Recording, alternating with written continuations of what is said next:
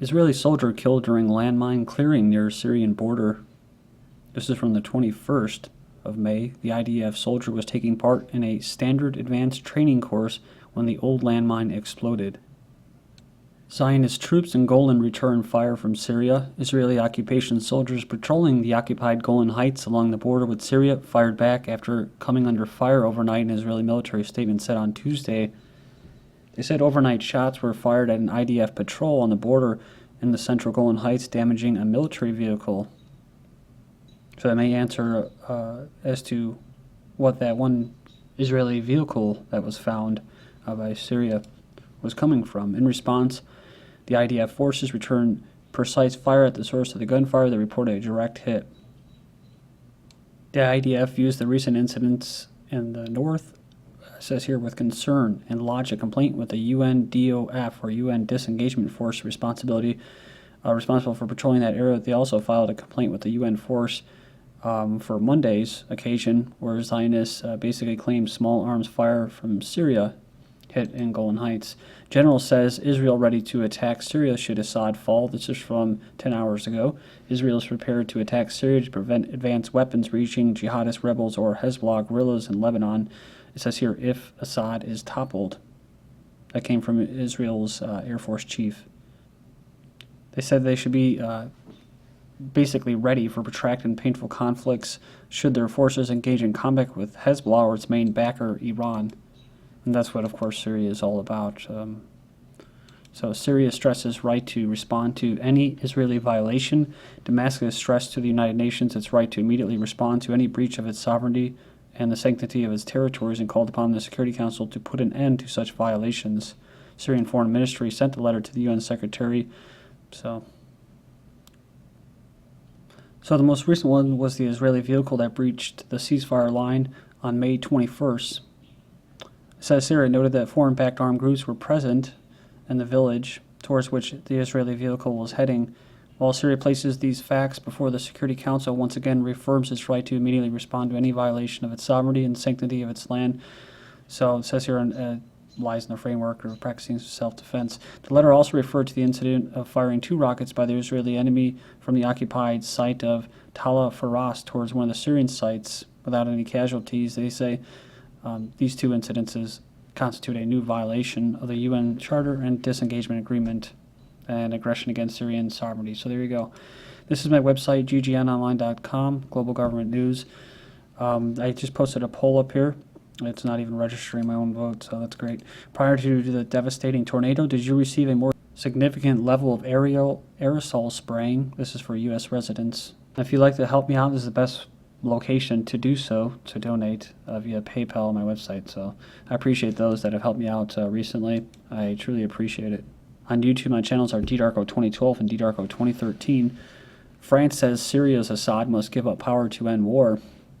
So they say Assad must turn over power to a transitional government in order for the U.S. and Russian-backed peace conference to have any chance of success.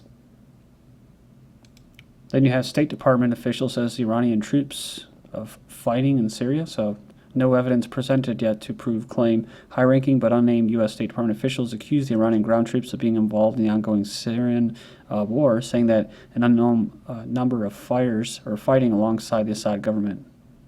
So there's no indication Iran has meaningful number of troops in Syria in the first place, let alone that they are playing a role in the fighting on the ground. So far, the only external faction confirmed to be fighting on the Assad government side has been Hezbollah.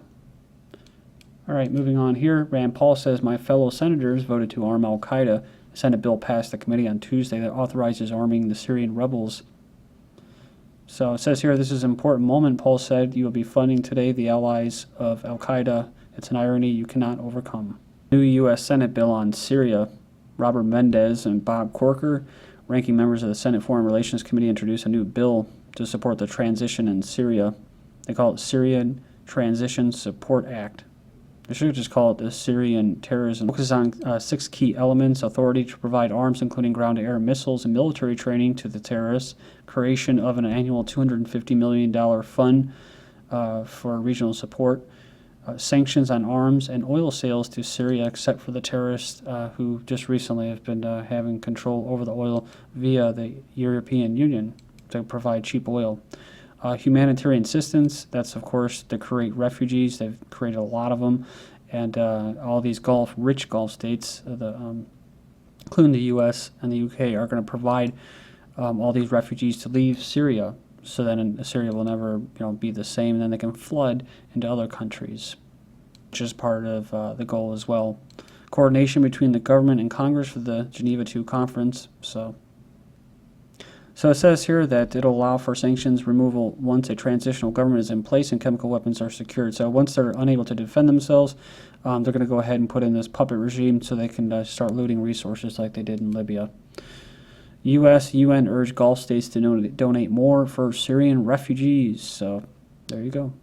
It's nice to use the Hegelian dialect where these people, the U.S. UN, are actually creating the humanitarian crisis, but they get to go in there and be humanitarians. So, and like I said before, it fulfills a global agenda of relocating people.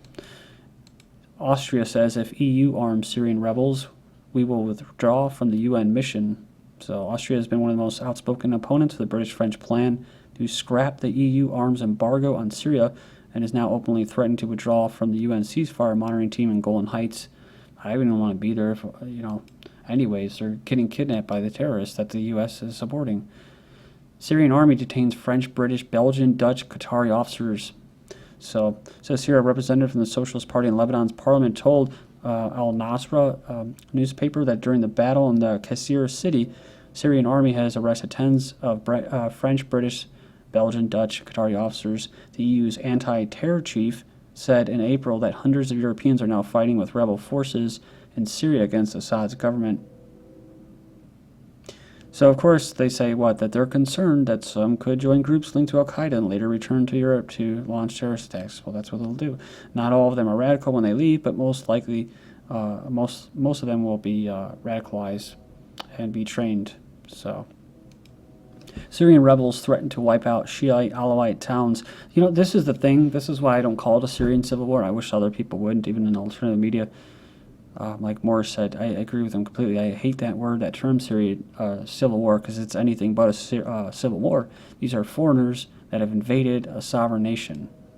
So that's what it is. Syrian rebels, happening in Libya too. Syrian rebels threaten to wipe out Shiite and Alawite towns. And of course they'll say sectarian violence, which is true to a certain extent. But communities inhabited by Shiite Muslims and Assad's Alawite minority will be wiped off the map if the strategic city of al-Qusseir in central Syria falls to government troops. We don't want this to happen, but it will be a reality imposed on everyone. Said it's going to be an open, sectarian, bloody war to the end. This is a spokesman for the Free Syrian terrorists. Syrian rebels in trouble. German intelligence sees Assad regaining hold. Not even a year ago, German intelligence predicted Syrian autocrat Bashar al-Assad's regime would soon collapse. But now the agency instead believes the rebels are in trouble. Government troops are set to make significant advances, it predicts. So they've changed their view. Of course, again, they call it a civil war. So it says here they possess effective supply lines to ensure sufficient quantities of weapons and other material, along with fuel supplies for tanks and military aircraft, are once again available. The new situation allows Assad troops to combat spontaneous rebel attacks and even retake positions that were previously lost. German intelligence does not believe that Assad's military is strong enough to defeat the rebels, but it can do enough to improve its position in the current stalemate. And speaking of stalemate, it goes on here and it says that the fighters on the ground simply do not recognize the political leadership. So there's no functional chain of command between opposition leaders abroad and the militias inside Syria. Then we have Syrian National Coalition opposition fighters across country to rush to rescue of Qusayr.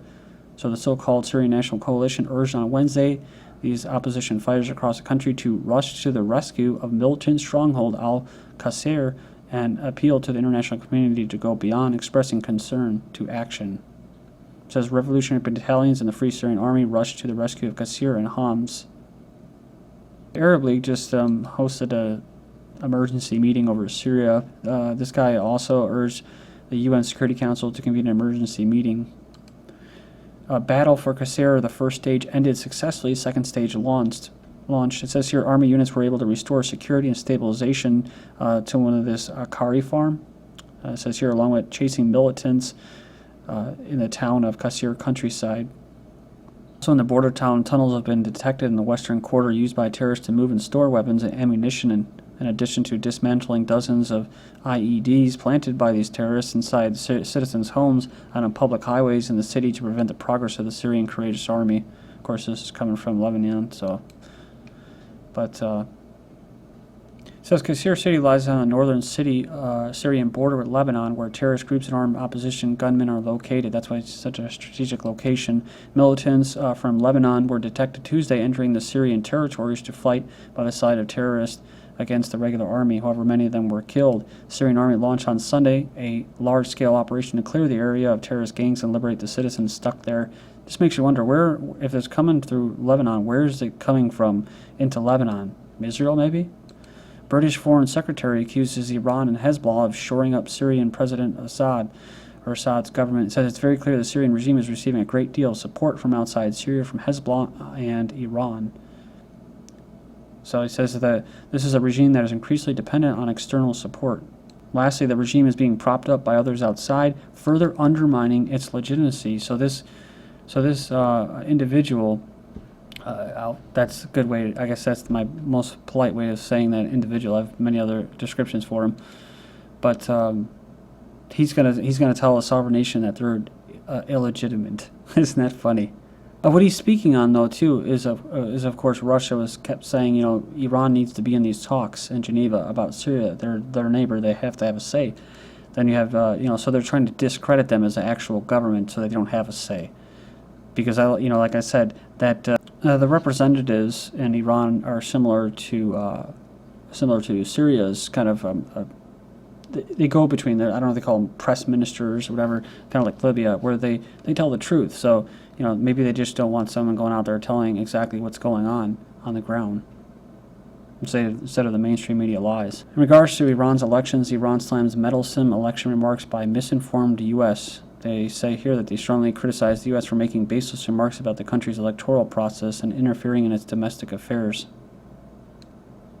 So it says here the misinformation about the electoral process in Iran is not only interference in the nation's domestic affairs and in contradiction with international laws, but offends the political maturity and awareness of Iran's discerning people. Here you go. There's a good example. The Iranian nation and the world's public opinion have witnessed over half a century of U.S. support for dictatorial and despotic regimes in the region and do not care for their obsolete claims in support for democracy.